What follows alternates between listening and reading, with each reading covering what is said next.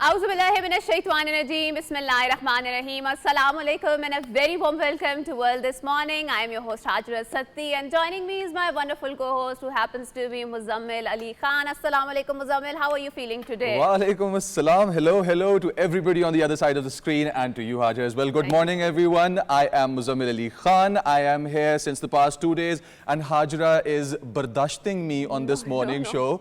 And much love to everybody who's watching. I am sure that you guys would have checked out our content, but starting with today's episode, we've got some exciting historical news and some scientific news and some beautiful guests lined up for you, so stay tuned to our show. Why don't you go ahead and start off with the first news, Hajra? Of course, I will do that, but don't ever think so that, I am just tolerating you. It's amazing, working with you. Alhamdulillah, you bring so much to the table, alhamdulillah, and it's a contribution, it's always a teamwork, and it's not just us anchors presenting the face of the PTV world this morning. It's the entire work, the cameraman, the people who are working in the MCR. Each and every contribution counts, and this is how we are able to present such a refined version of our work, and we strive every day. It's such a pleasure to be in this seat next to you, because I get to learn so much here. Jazakallah. Thank you so much, and I can assure you learning is a two-way process. I learn from you a lot. So Pakistan's Noor Zaman reaches semi-final of the World Under-23 Squash Championship. Pakistan's Noor Zaman reaches the semi-finals of our World Under-23 Squash Championship in Karachi.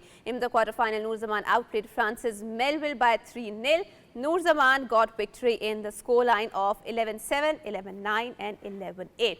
Congratulations to Noor Zaman, and we hope and wish that he performs well in the finals too and bring a name to the country as well. About Noor Zaman, I've noticed the way he plays. He's a very upfront kind of player in the court. And what I like about Noor Zaman's game is that he puts that pace on his opponent where they gas out. He wears his opponent's lungs out. And when we talk about sports, how can we forget cricket? Talking about cricket, PSL news, match officials have been announced for PSL 10. Wonderful. And talking about the PSL officials that have been announced, the names of the match officials for Pakistan Super League 10 have been announced. The PSL matches will be played from April 11th to May 18th. 13 umpires and 7 match referees will officiate in the league. Ehsan Raza, Paul Riefel, Kumara, Alex and Chris Brown, who are a part of the ICC elite panel, will be a part of the umpires panel. Aleem Dar, Asif Yaqoob, Faisal Khan Afridi, Rashid Riaz, Waqar, and they will be the part responsible for Pakistan. PCB elite panel of umpires, Abdul Muqeet, Nasir Hussain, Tariq Rashid and Zulfikar Jan are also included in the panel. This is about the match officials announced for PSL 10. Right, and best of luck to Pakistan's cricketing team, and we hope and pray that some really amazing talent gets to make its way into the Pakistan's national team too. Although that's a very contentious. Mend our hearts, because heal our hearts that have got severe trauma from the cricketing field. But now we are going to develop a conversation on a topic that is very much interesting, and I think especially not just for the women but also for the men too, because this field has evolved so much.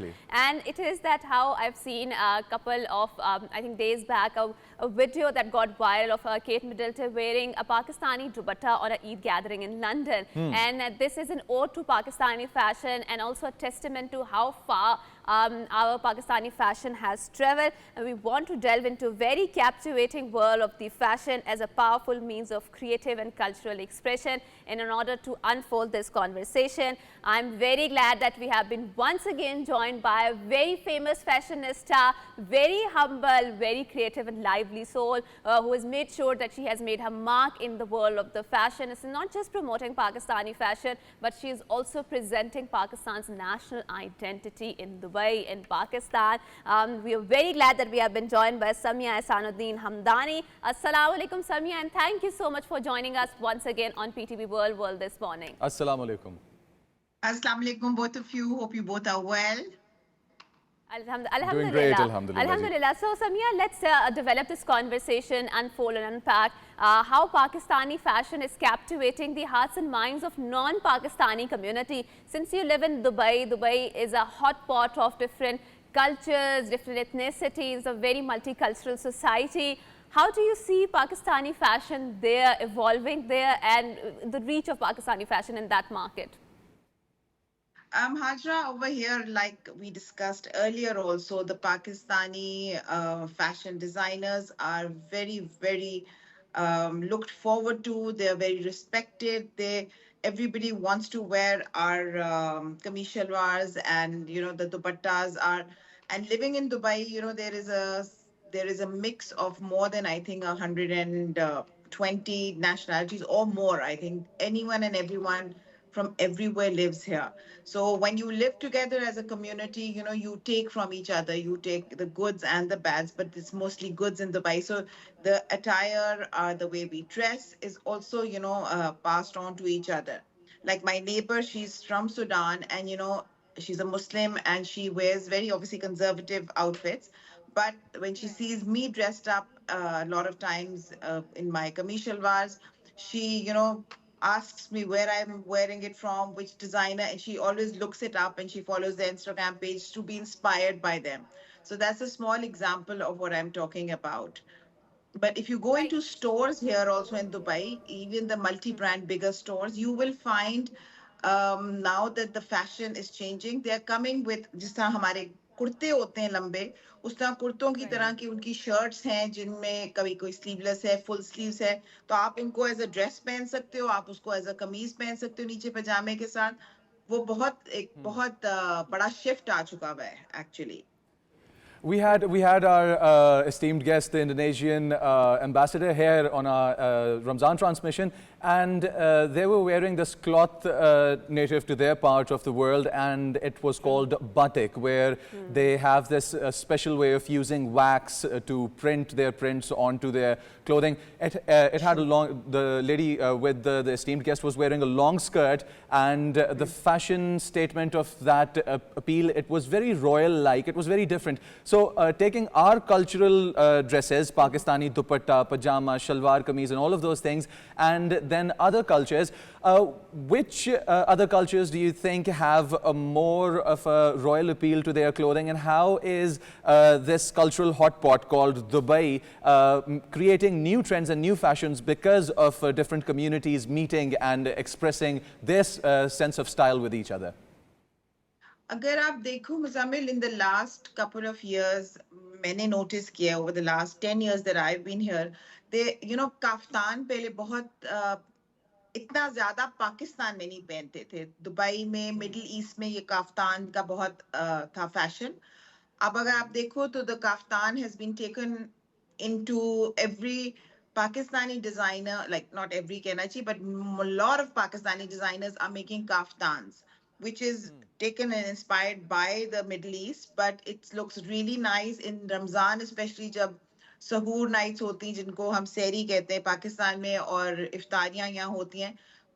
Lot of women wear that because it looks really nice and it looks very elegant. It's covered. It's very, there is no when in during Ramzan, a lot of people become more religious than not. So it's a very, very nice way of covering yourself also. So it's very trendy. It's very smart. It looks very elegant on people.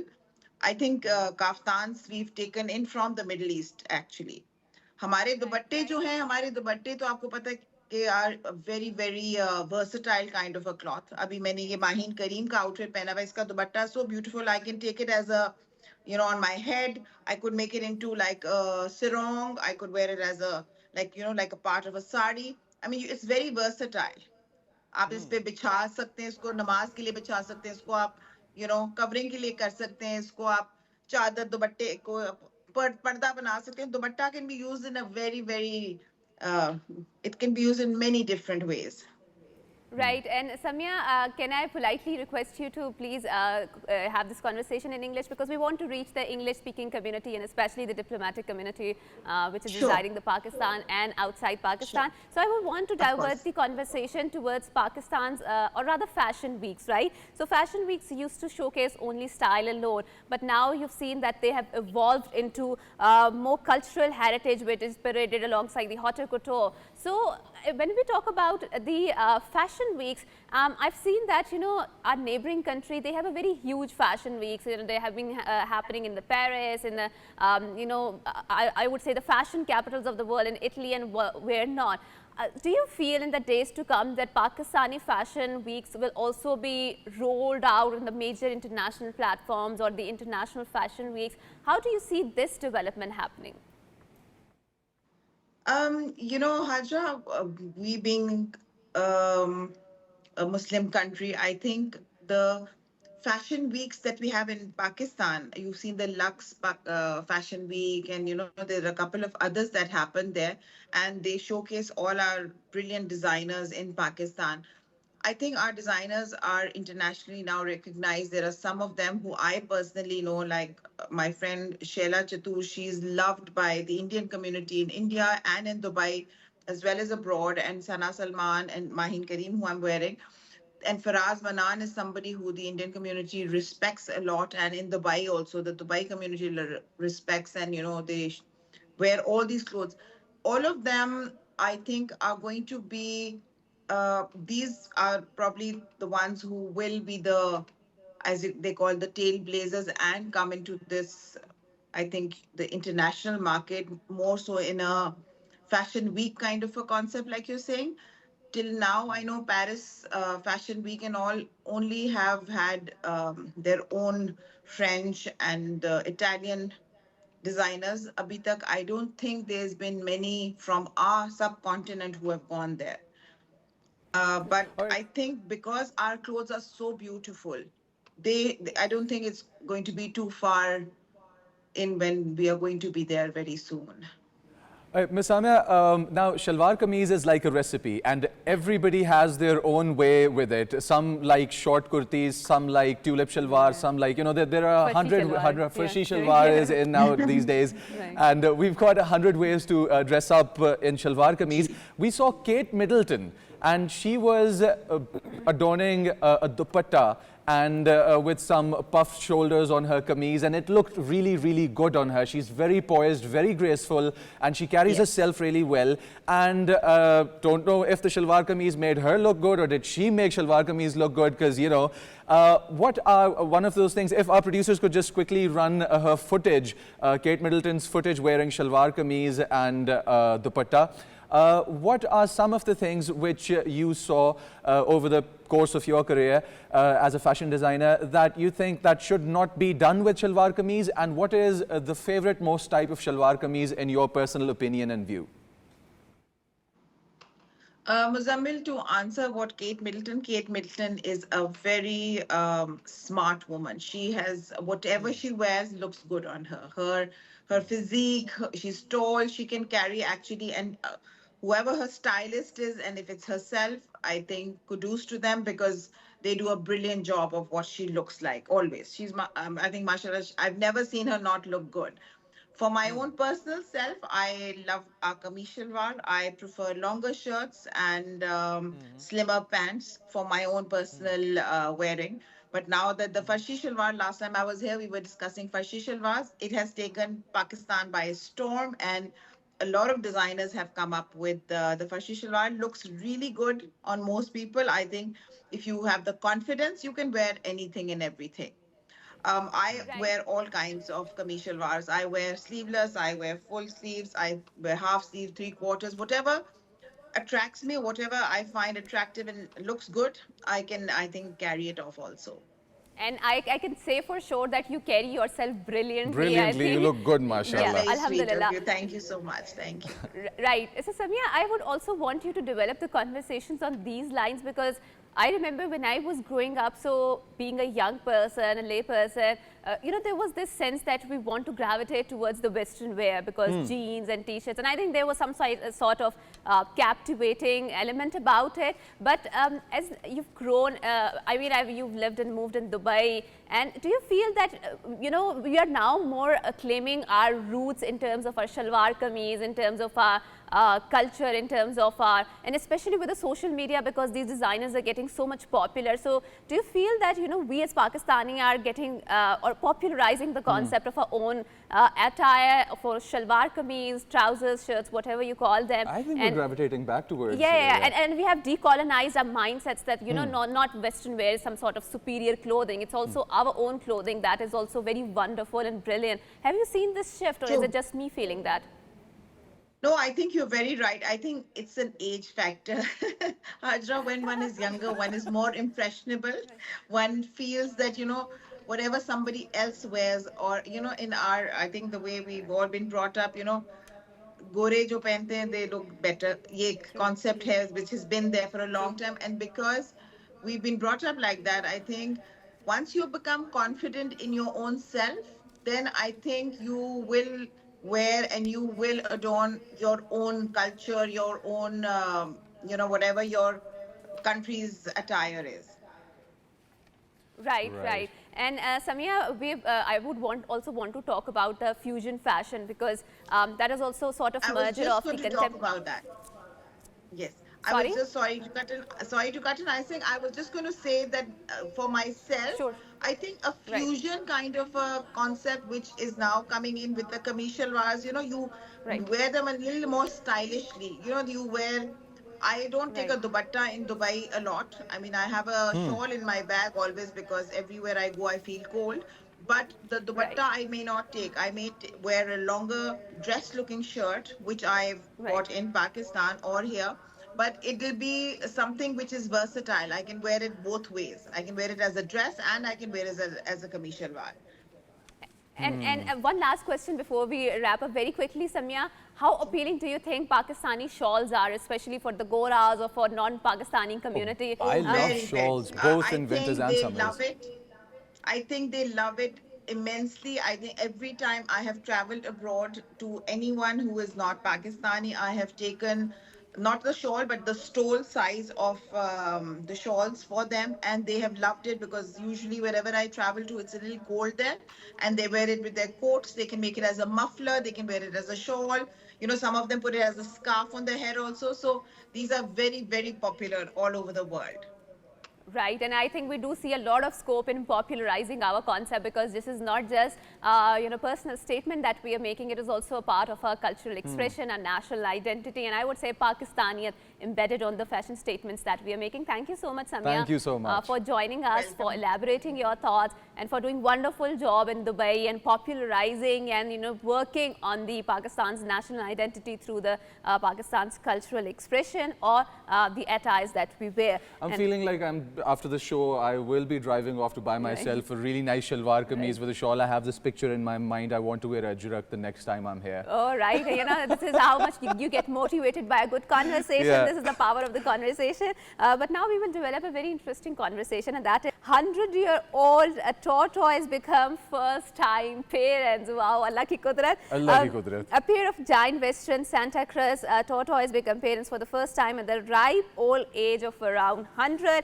The tortoise named Abrezzo and Mommy have been living in Philadelphia Zoo since early 1930s. Oh my God, this turtle has seen so many eras. So many eras. the Lived through, I think, world wars as well. Yes, yes, Yeah. yes. The 4 hatchlings were the first to be born in the zoo's 150-plus-year history, bringing joy to the zoo staff. The Santa Cruz tortoise are critically endangered in the wild, with fewer than 50 kept in U.S. zoos. And congratulations to the new parents. Congratulations to the new parents. Have you seen Kung Fu Panda? Yes, yes, I have. And Master Oogway in Kung Fu Panda, I was just looking at the visuals that were being played on the screen for you all. The way he's always, saying wise stuff, like, Yeah. present is called a present because that is all we have, Right. Wise old parents. Right. And with this, Sure. can I do the next news, please? Sure, why not? All Why right. not? So this one gets me excited because it's always about history and historical backgrounds, and nature is as amazing as it could be. I mean, sometimes it is even beyond our wildest imaginations. Now, who would have known that whales, where did they come from? What animal did they evolve from? Talking about whales and their evolution, Pakistani. Now this is a dinosaur era animal. We are talking about whales that were once land-dwelling animals and that walked on 4 legs around 50 million years ago. 50 million years ago. Wow, that's a long, long time ago. And the ancestors, Pakistani, which was a goat-sized creature, lived along the banks and lakes and rivers in present-day Pakistan. तो जो अभी आपका मुल्क है तब तो वो नहीं था, but they lived there, and it displayed a remarkable adaptation for life and water. Its descendants went through various stages of evolution, moving from land to water. Isn't that exciting? And that's very exciting. And now, since we're talking about the animal kingdom, I would want to share another very interesting visuals. And that is a family was left startled on seeing a bald eagle appearing in the glass door of their house. Quite a spectacle. The Stacey Goss from Washington, US captured the footage of the eagle perch in their porch, observing the family pet dog, which looked on nervously. According to Stacey's Instagram, the eagles spent over a day hanging around their home before finally Do you know something amazing about eagles? Everybody knows that they eat meat, right? Yeah. Eagles are so big that when they hunt in the wild, they tend to fall down, carry up goats, they carry up lambs, they carry up animals which are, you can say, about 30 to 35 kilograms in weight. Right. And the way they kill them is they fly up really high into the air and they drop them from that remarkable height that they're at, and the animal falls down. So probably if the family was worried, they were worried about all the right things, because their poor dog stood no chance against the bald eagle. Bald eagle is a big, big bird. Right, it is, and it is very spectacular in its appearance. So, but now we would like to unfold the conversation, and that is about the infant mental health, right? And whenever we talk about infant mental health, obviously we are going to develop this conversation, but we've seen that there are lots of women who are changing the world when we talk about their literary contribution, whenever we talk about how they're academically they're contributing towards the society. And I generally just feel that, and for me it's very sad to see that the young people, they're not gravitating towards the book reading culture, because when I was growing up, this is the one essential element of my upbringing, of my grooming, that book reading, going to the library was a very pertinent culture. But in order to unfold this conversation, we are very glad that Pakistani novelist ALISHBA Khan was honored with the Young Woman of the Year award. And she has been also nominated in the Women Changing the World Awards 2025. In order to unfold this conversation, we are very glad we have been joined by ALISHBA Khan. She happens to be a novelist and a youth advocate. Assalamu alaikum, ALISHBA, and thank you so much for joining us. Assalamu alaikum. Wa alaikum assalam. Thank you so much for having me, and thank you so much for the kind introduction. Right. ALISHBA, first of all, congratulations on being nominated and getting the award. It's a huge, huge honor. And it's not just you that is getting the award and all the pride. I just feel that, we as Pakistanis, we feel a lot of pride in your achievement. And now I would want to unfold the conversation and develop on your writing styles, on your literary patterns. What inspired you to start writing and develop, books on it? Because I just feel that's a very bold thing to do in a society where book reading is not encouraged that much, right? So how do you see this development?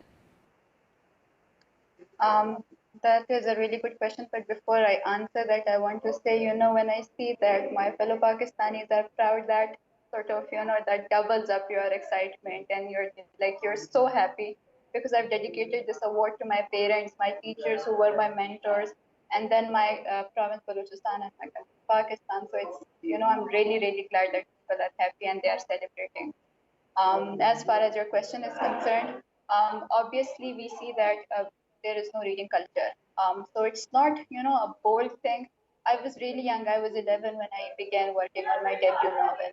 And I did not know that what challenges lay ahead. I was an avid book reader, and that was partially because I saw my parents. They were book readers, and they were, they would read articles and they would indulge in these meaningful conversations. So when I was really young, I would just listen and listen to them and what they were discussing.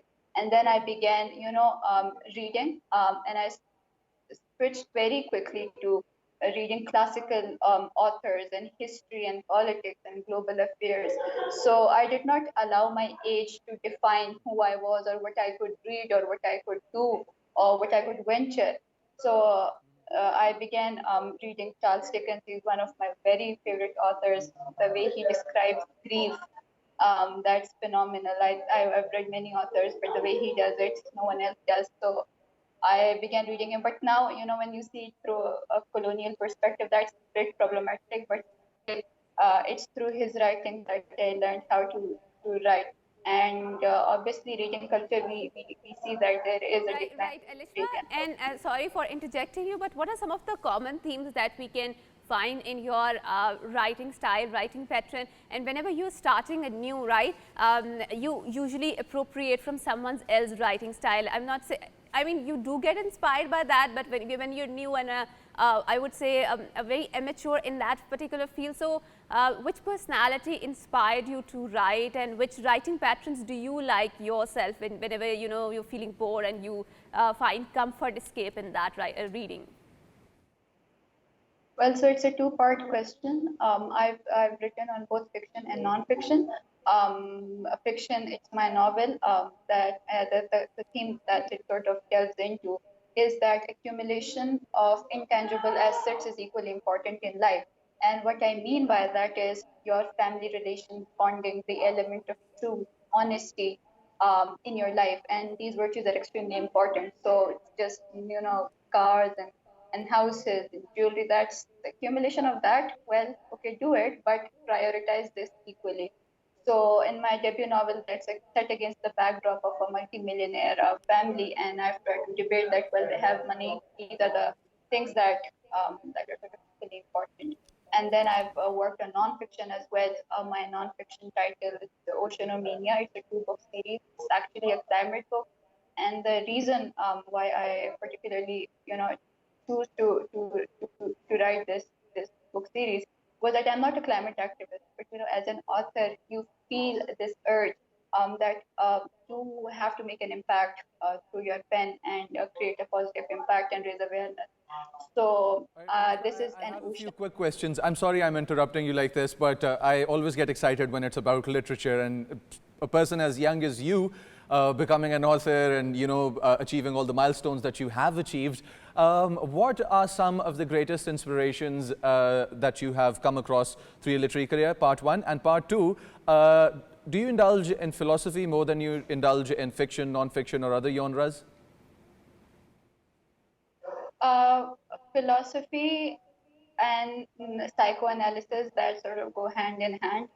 For that, I have to mention Dostoevsky and Crime and Punishment. And this other day, I was reading Shakespeare, but Shakespeare's Hamlet, but not like as Hamlet. It was basically the psychoanalytic inquiry into the ghost of Hamlet.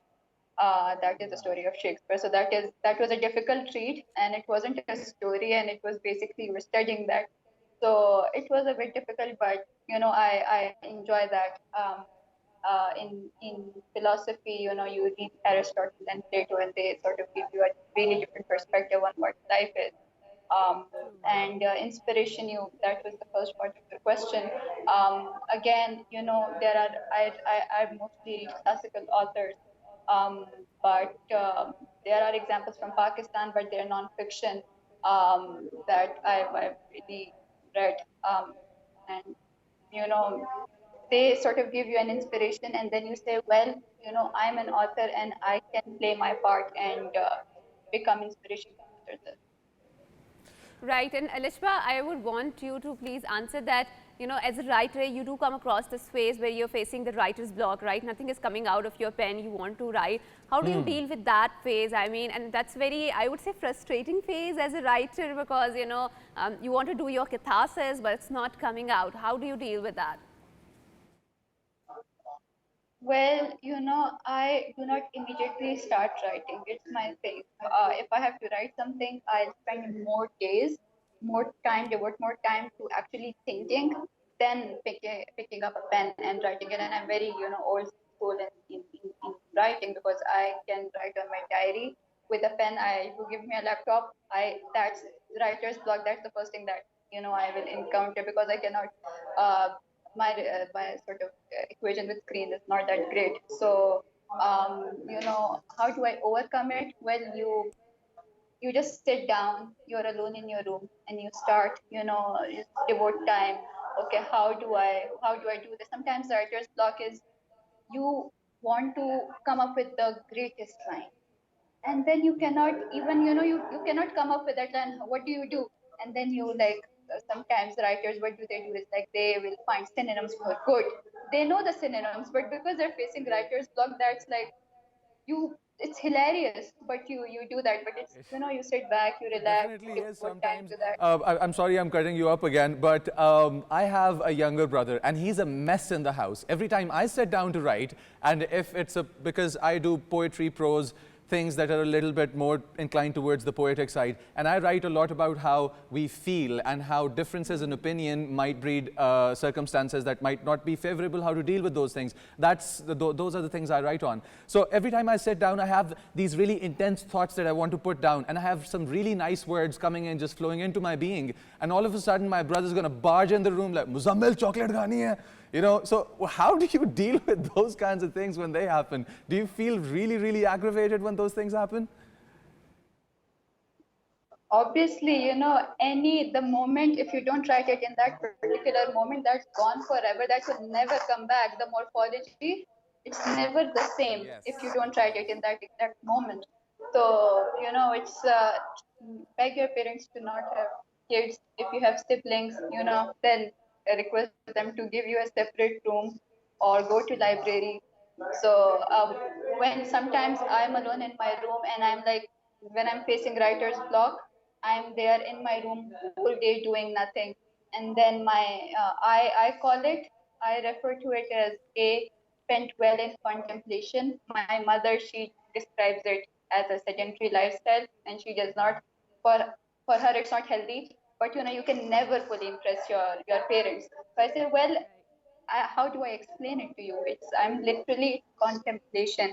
And she says, well, no, it's sedentary, unhealthy lifestyle. So you can never impress your brown parents.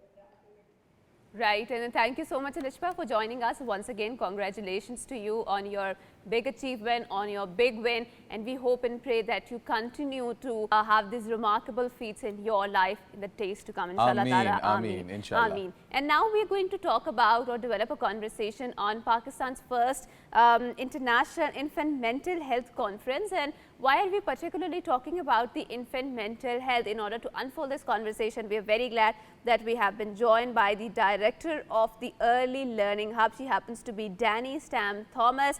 DANI, welcome to World this morning, and thank you so much for joining us. Thank you for having me. Right. It's a pleasure having you here. DANI, so let's unfold this conversation. So why are we having a conference on the infant mental health? Because I do feel that, you know, they're in their learning stages, their brain is developing, their logic and reasoning is developing. Why there's a focus on their mental health? Yeah, because you want all of those things to develop well. So a child's very early experiences shape how their brain develops, how they will learn later in life, the relationships that they will create for their entire life with colleagues, with friends, with romantic partners. And that all starts so early in the brain development. Their mental health is critical to that lifelong success. And we've heard a lot about children through their first years picking up all that they will implement throughout the rest of their lives. So when parents scold their young ones, or when you know, we hear a lot about tough love, you know, or things like spare the rod, spoil the child, I don't agree with those things. I think that we should take the approach of, you know, being kind, being open to their ideas. And what's the right approach? What have you noticed? And are there any studies that you can quote? Oh, there are many studies on this. There's a lot of parenting education, of course, that physical punishments and things don't actually teach children. The goal of any redirection in behavior is for children to learn to do better and learn the things that they're not supposed to do. And that can look like a lot of things, having conversations with them, explaining why behaviors are not expected and what you would expect, because the best thing for a child's developing brain to understand is, how do I do the things I'm supposed to do? If I don't know how to do that, I can't do it. And so if I'm doing something that I'm not supposed to, if I'm told very specifically, this is why we don't do that. Or if I have natural consequences, right? I don't want to put my shoes on, for instance, and I go outside, then my feet hurt. And so I can learn very easily, even in my very young brain, that those two things are connected, and we can have a conversation about Okay, well, next time maybe you'll wear your shoes Yeah, yeah. outside. Right, right, Danny. And I would want to have this conversation with you where I feel that you're coming from a very different culture, right? You course. are living in American culture, and it's, I would say, a very overly capitalistic society. And in Pakistan, the dynamics are very different. So we are more communitarian-based society, right? So whenever we talk about the mental health, obviously these external factors, these cultural influences do affect you, right? So in America, it's more individualistic sort of a living where they're living alone, and you know there's more autonomy and I would say, I don't know, freedom or liberty and whatever you call it, but here we have our own cultural hierarchies of the family values, right? So how can we develop an approach when we talk about mental health that is more culturally sensitive in that aspects, because we are living in a different environment, you're coming from a different environment. How do you bridge that gap? Yeah, well, I would say that infant mental health is for all babies. It Absolutely comes from the culture that they're in. So all of infant mental health practice is really about where is that baby being raised and how are they being cared for. And that can be grandparents, it's people who you would take your child to see the doctor, pediatricians, folks who are helping your child's healthy development, speech and those sort of things along, but also grandparents and other adults who would be in the home and interacting with the child to really all have the understanding of developing a really healthy brain and social and emotional health very early. Right, so it was me and my brother, just two of us in our house. My dad used to put us in a timeout, or we would have to like face the wall. I mean, it's not physically that harsh, but it's still a form of a punishment. We stopped, every time we were about, my brother's the one who usually comes up with all the mischievous ideas. So every time he would, you know, come up with an idea of doing something crazy, crazy dangerous, I would tell him that Dad's gonna put us in a timeout. Are these timeouts the correct approach for boys, for young boys? Because boys are different. Boys are a little more aggressive, proactive, front-footed, you know? So it depends on how you structure that timeout. Because one of the really great coping mechanisms that we should all have is to separate ourselves from a situation when we're overly emotional or haven't thought through our actions, may they be mischievous. And structuring that timeout as more of, okay, we need to take a minute and we need to think about this, think about the consequences of our actions, think about what we've done or we would do differently, and having a very reflective process. That can only happen with kids who are maybe 4 and over, or start around 3. And so it's all about how you go about that. Right, Danny, and when we talk about, because I just feel that in the conversation that I have... I apologize. If there's just something in my mind. Go ahead. You said it's about, you know, separating yourself from the situation. Let me just narrate a small situation that my brother would usually get us into. We're in a village. It's a rural setting.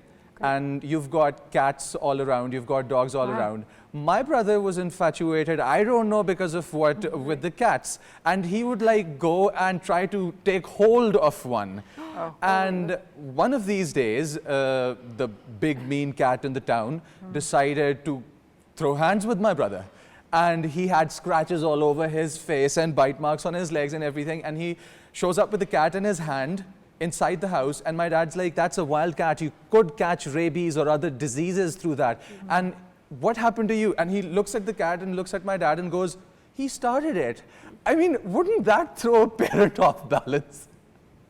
Yes, of course it would. And so even taking a moment for ourselves so that we don't laugh at that situation as a parent, because it's very funny, we have to have the same coping mechanisms in order to be able to teach them to our children. And so in some natural consequences as well, you got scratched by a cat who didn't want to be picked up. If you don't want to be scratched, maybe don't do that. And then blame the cat. Yes. Apologize for cutting you off. Not at all. So, Danny, I would want to bring your attention towards a phenomenon that I think is grappling the Western society so much, and that is the pandemic of mental illnesses, right? Sure. And I had my conversations with people in Canada, with people in America, and generally, what I found through my conversation was that, you know, every other person is in the therapy because there is just a pandemic of mental health crisis there, right? And because of this, especially when it comes to kids, I just feel that sometimes they're very overly medicated, right? And so much so that they're put on the, you know, these medicines that they just feel an emotional numbness. They can't feel those emotions, right? So when we talk about the mental health, or when you're talking about the International Infant Mental Health Conference, how can we approach this topic in a sensitive way that should also address this, you know, over-medication, the crisis of the over-medication. Use of amphetamines to, you know, exactly, change which is the behavior. robbing the child of their childhood, right? Feeling the emotions is extremely necessary in regulating your mental health, right? How do we do that? Absolutely. I will say that it is a crisis. Over-medication of children, usually a child would not be medicated at all before 6. And yet even longer than that, really their brain is still developing, and medications can really change how that happens. It is a struggle because medication feels like a simple solution to something that is much more complex. And really, the ability to control our emotions is something we have to learn. Right. Self-regulation has to be something that is taught. And there are plenty, of course, disorders that do require medication for someone to function well. And so finding balance in all of those things is so important. But it is not a simple fix. It is a long process, particularly if we didn't have the infant mental health before the age of 3. It becomes harder and harder to correct as we grow. And one last question before I wrap up this segment, and that is, Danny, whenever we talk about the mental health crisis, I just feel that we are really moving away from the nature. I think that is contributing towards this crisis, right? I don't think so. Human beings are born in a way to you know, get trapped into high skyscrapers, right? And you know, work, and they don't have a very effective communitarian support system. How are we going to address this issue when we talk about the mental health crisis? In developing support systems, that's something Pakistan will really, as you said, your culture lends itself very well to that. And if everyone is having conversations about what is best for the children that we're raising, that makes such a strong system for children to grow up in. And so Pakistan already has some of those cultural building blocks that we would want to see in infant mental health. The United States struggles a little bit more with that. And so we have things like the Early Learning Hub that I'm the director of that help coordinate those systems and supports for families who don't have those at home and who need access to resources to make sure that their children are healthy. Right, and I think we have a lot to learn from your society and vice versa. We have a lot to contribute in terms of our very robust, you know, communitarian support system, our community's development system.